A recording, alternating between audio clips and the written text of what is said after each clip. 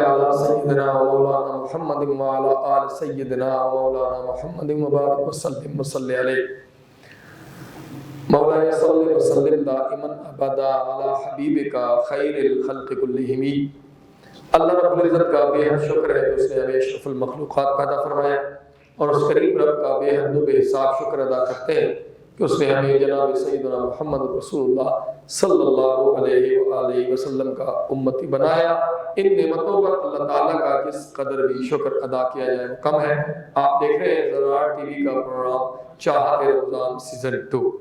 پچھلے پروگرام میں ہم اسلام کے عبادت تصور پر گفتگو کر رہے تھے، اور ہمارے ساتھ ماہرین کا پینل موجود تھا۔ ہمارے ناظرین کی طرف سے اس پروگرام کی افادیت کے حوالے سے جو فیڈ بیک آیا، اس کے بعد ہماری انتظامیہ نے فیصلہ کیا کہ ہم اسی موضوع پر مزید کچھ گفتگو کرتے ہیں۔ ناظرین کرام، اسلام وہ دین ہے جو ہماری صحت، انسان کی زندگی کے ہر پہلو کا احاطہ کرتا ہے اور کسی پہلو کو تشنا نہیں چھوڑتا۔ اللہ تعالیٰ نے انسان کو اشرف المخلوقات بنایا۔ لقد خلقنا الانسان فی احسن تقویم جیسی اہم ترین فضیلتوں سے اللہ تعالیٰ نے اس کو مزین کیا۔ اللہ جل وجہ الکریم نے انسان کو اپنی عبادت کی طرف متوجہ کیا کہ کوئی تو ہے جو نظام ہستی چلا رہا ہے، وہی خدا ہے، اور پھر انسان کو عبادت کرنے کے لیے بھیجا کہ وہ اپنے رب کی شکر گزاری کرتا رہے۔ جب ایک انسان اپنے رب کی نعمتوں پر شکر گزاری کرے گا، اللہ تعالیٰ اس پر خوش ہوگا، اور اللہ تعالیٰ کا حکم یہی ہے لَإِن شَكَرْتُمْ لَأَزِيدَنَّكُمْ وَلَإِن كَفَرْتُمْ إِنَّ عَذَابِي لَشَدِيدٌ۔ اور اللہ نے انسان کو اتنی نعمتوں سے نوازا ہے کہ وہ اتنی نعمتیں عطا کرنے کے بعد خود ہی اس بات کا اعلان کرتا ہے وَإِن تَعُدُّوا نِعْمَتَ اللَّهِ لَا تُحْصُوهَا۔ اے انسان، اگر تو میری نعمتوں کو گننا اور شمار کرنا چاہے تو تو ان کو شمار نہیں کر سکتا۔ اللہ کی نعمتوں کا شکر ادا کرنے کا ایک انداز یہ ہے کہ انسان اپنے رب کی عبادت میں مشغول رہے، رب کی عبادت میں مگن رہے، نہ صرف اپنے رب کو مانے بلکہ اپنے رب کی بھی مانے۔ اب یہی بات ہم اپنے ماہرین کے ساتھ شیئر کرتے ہیں، ان کے ساتھ انشاءاللہ اس پہ گفتگو ہوگی۔ آج ایک بار پھر کل کے پروگرام کی طرح ہمارے پروگرام کی زینت بنے مفتی محمد عباس خان حنفی اور علامہ محمد خان صابر صاحب۔ میں آپ دونوں احباب کو ایک بار پھر آج کے پروگرام میں خوش آمدید کہتا ہوں۔ السلام علیکم ورحمۃ اللہ وبرکاتہ۔ وعلیکم السلام ورحمۃ اللہ وبرکاتہ۔ علامہ صاحب کی گفتگو چل رہی ہے پچھلے پروگرام میں، اسی کے تسلسل کے حوالے سے میں آپ سے یہ پوچھنا چاہتا ہوں کہ بعض اوقات انسان عبادت کرتا ہے، بہت زیادہ عبادت کرتا ہے، اور پھر اس عبادت کو چھوڑ دیتا ہے یا اس میں کمی واقع ہو جاتی ہے۔ تو میں اس حوالے سے اسلام میں عبادت کی مقدار اور عبادت کا معیار اور مداومت عمل، اس پہ آپ ہمارے ناظرین کی رہنمائی فرمائیے۔ الحمدللہ رب العالمین والصلاۃ والسلام علی سید الانبیاء والمرسلین۔ اسلام میں جس طرح اس بات میں موجود ہے سید اعظم محمد رسول اللہ صلی اللہ علیہ وسلم کے فرمان کا مفہوم ہے کہ اللہ تعالیٰ کو وہ عبادت سب سے زیادہ پسند ہے جو مستقل مزاجی کے ساتھ ہو، بے شک تھوڑی کیوں نہ ہو، اگرچہ تھوڑی کیوں نہ ہو، لیکن اس میں مستقل مزاجی ہو، یعنی اللہ کی رحمت اس خاص وقت میں اس بندے کی طرف متوجہ ہوتی ہے، گویا اللہ انتظار فرما رہا ہوتا ہے کہ میرا یہ بندہ کس وقت آئے گا، کس طرح اس جگہ پر بیٹھ کر مجھے یاد کرے گا، کیا وہی انداز ہوگا، تو اللہ اس کا انتظار فرماتا ہے۔ تو اسی لیے اللہ کے حبیب فرمایا کہ جو عبادت مستقل مزاج پر ہو، مداومت پر ہو، وہی عبادت اللہ کو زیادہ پسند ہے، بنسبت اس کے کہ ایک انسان پہ جذباتی کیفیت تاری ہوئی، اس نے تسبیح اٹھائی اور نماز پڑھنا شروع کر دی، اور ایک دن میں 20 بار قرآن پڑھ لیا، اور ایک ہفتہ یہی پوزیشن رہی، وہی صورتحال رہی، پھر بعد میں چھوڑ دیا۔ اس سے بہتر یہ ہے کہ انسان اتنی عبادت کو اپنی زندگی کا حصہ بنائے، نفلی عبادت کو، جسے وہ آسانی کے ساتھ ہر روز اور پوری توجہ کے ساتھ ادا کر سکتا ہو۔ تو اسلام میں مداومت عمل والی بات اگرچہ مقدار میں کم ہی کیوں نہ ہو، لیکن اللہ کے لیے ہمیشہ ہو تو معیار میں مستقل مزاجی سے وہ چلتی رہے، تھوڑی بہت عام شام وہ اللہ کو زیادہ پسند ہے۔ جی اچھا، میں آپ کی طرف اب آ رہا ہوں. ہم دیکھتے ہیں کہ ماہ مبارک رمضان شریف چل رہا ہے اور میرے ٹرانسمیشن بھی اسی حوالے سے چاہتے رمضان کے حوالے سے. ہم دیکھتے ہیں کہ انسان جو ہے نا وہ اس کو بعض حلال کاموں سے بھی اس دوران کے دوران منع کیا جاتا ہے. حرام کام تو ہے نا، لیکن بعض حلال کاموں سے بھی اس کو روک دیا گیا. تو میں آپ سے اپنے ناظرین کے لیے اپنے لیے جاننا چاہوں گا کہ حلال کاموں سے بھی روک دینے میں حکمت کیا ہے؟ بہت شکریہ جی. اس میں جو بات مجھے سمجھ آتی ہے، جو حلال کچھ کام ایسے بھی ہیں، جیسے کھانا ہے وہ حلال ہے، تو روزے کی حالت میں آپ نے وہ حلال بھی نہیں کھانا. تو اس کی حکمت یہ ہے کہ جب بندہ سحری کے وقت نیت کر لے، ارادہ کر لے کہ میں نے شام تک یہ حلال کام نہیں کرنے، اور وہ شام تک وہ حلال کام کرنے سے رک جاتا ہے، وہ حلال کھانے سے بھی رک جاتا ہے، تو اس کا مطلب یہ ہوا کہ اگر انسان ارادہ کر لے پختہ، اور اس کی یہ ارادے پر جو اس کی پختگی ہے، اگر اس پر وہ استقامت اختیار کرے، تو اس نیت اور ارادے کی وجہ سے وہ اگر حلال سے رک سکتا ہے. حالانکہ حلال سے رکنا بنسبت حرام کے مشکل ہے حلال سے. تو اگر وہ 1 مہینہ نیت اور ارادہ کر کے حلال سے رک جائے تو ممکن ہے اور عین ممکن ہے کہ وہ باقی 11 ماہ حرام کھانے اور حرام راستوں کی طرف جانے سے بھی رک جائے. مطلب آپ کے کہنے کا مقصد یہ ہے کہ حکمت کا ایک پہلو یہ ہے جی کہ ماہ مبارک رمضان شریف میں انسان کو اگر حلال کاموں سے روک دیا گیا ہے اور انسان اپنے رب کی اس بات کو مانتے ہوئے حلال کاموں سے گریز کرتا ہے، جی بالکل بعض حلال کاموں سے گریز کرتا ہے، تو کس طرح ممکن ہے کہ حلال کاموں سے گریز کرنے والا اپنی حرام کاموں کا ارتکاب کرے؟ بالکل جی تو بالکل بدرجہ اولا وہ حرام جی کاموں کو چھوڑ دے. جی جی تصور ہے. میں آپ کی طرف آنا چاہتا ہوں. اسلام رمضان مبارک میں ایک قیام اللیل ہے، تراویح کی ایک اہم ترین عبادت ہے. اللہ کے رسول صلی اللہ علیہ وسلم نے فرمایا من قام رمضان ایمانا و احتسابا غفر له ما تقدم من ذنبه. تو ہم دیکھتے ہیں کہ ابتدائی دنوں میں جو ہماری مساجد میں نماز تراویح میں بڑا رش ہوتا ہے چند دن، اس کے بعد مسجدیں آہستہ آہستہ ان میں نمازیوں کی تعداد میں کمی واقع ہو جاتی ہے. تو نماز تراویح کی اہمیت اور فضیلت کے حوالے سے اگر آپ رہنمائی فرما دیں. آپ نے وہ حدیث پاک پڑھ کے جو بخاری شریف میں سنا دی کہ جس نے قیام کیا رمضان میں ایمان اور احتساب کے ساتھ، اس کی زندگی کے سابقہ سارے گناہ بخش دیے جائیں گے. تو قیام کا تعلق تو نماز کے ذریعے سے نماز کے ذریعے سے ہے. اس لیے یہاں سے علماء نے یہ مفہوم نکالا کہ اللہ کے حبیب فرما رہے ہیں جس نے گویا رمضان کے روزے رکھے اور ایمان و احتساب کے عالم میں قیام کیا رات کو، اس نے رات کی نماز پڑھی، تو اللہ اس کی زندگی کے سابقہ سارے گناہ بخش دے گا. رات کی نماز بالخصوص نفل نماز، قرآن پاک میں ارشاد فرماتا ہے اللہ تعالیٰ ان ناشئۃ اللیل ہی اشد وطئا واقوم قیلا، کہ رات کا جو جاگنا ہے وہ انسان کے نفس کے خلاف اس کی زدہ مدد کرتا ہے، اس کے نفس کو زدہ لگیٹتا ہے. اس طرح کانوا قلیلا من اللیل ما یہجعون، اللہ فرماتا ہے جو میرے نیک بندے ہیں جو جنات میں ہوں گے اور نعمتوں میں ہوں گے، یہ وہ لوگ تھے جو زندگی میں رات کا تھوڑا سا حصہ آرام کرتے تھے اور وہ اپنے رب کی عبادت میں جھکے رہتے تھے.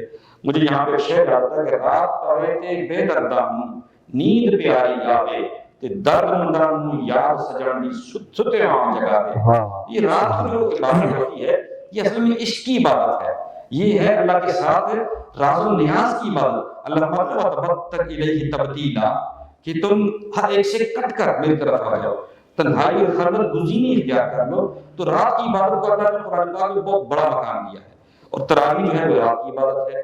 نبی علیہ السلام آپ کی زندگی کا معمول مبارک ہے. بخاری شریف میں جس طرح ام المومنین جناب سیدہ عائشہ صدیقہ رضی اللہ تعالی عنہا سے روایت حدیث کا مفہوم فرماتی ہے کہ حضور نے رمضان ہو یا غیر رمضان ہو کبھی بھی وہ 8 اور 3 11 رکعات پڑھنا نہیں چھوڑی.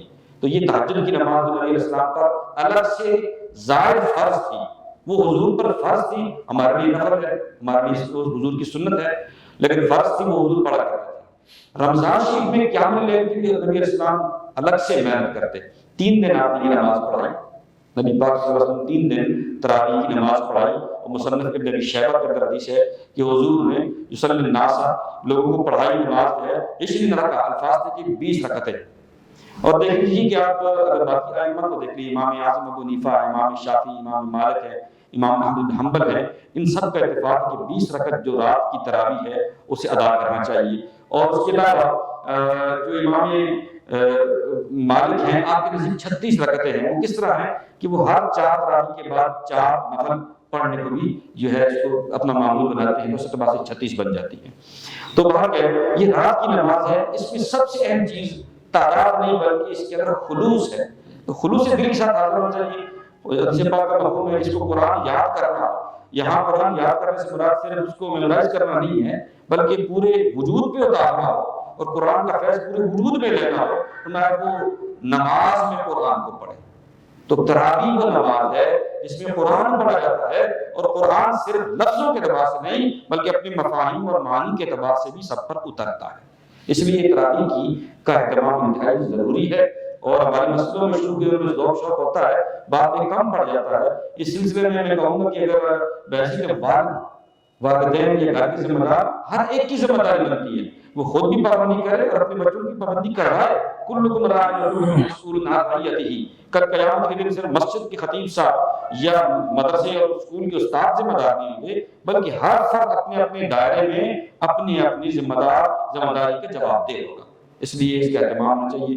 تراویح کی نماز جو ہے اس میں بہت سا فائدہ ہوتا ہے۔ بہت شکریہ ناظرین کرام، آپ کے سوالات بھی ہمارے پاس آتے رہتے ہیں، اور ہم چاہیں گے کہ اس وقت آپ کی اسکرین پر ہمارے زراعت ٹی وی کے آفیشیل واٹس ایپ نمبر، جی میل اور دیگر جو ہمارے رابطے کے ذرائع ہیں وہ آ رہے ہوں گے، اور آپ اس پہ رابطہ کر سکتے ہیں۔ ہم لیتے ہیں ایک چھوٹی سی بریک، اور پھر بریک کے بعد ایک بار پھر 777 بریک پر جانے سے پہلے ہم حسن عبادت کے حوالے سے گفتگو کر رہے تھے۔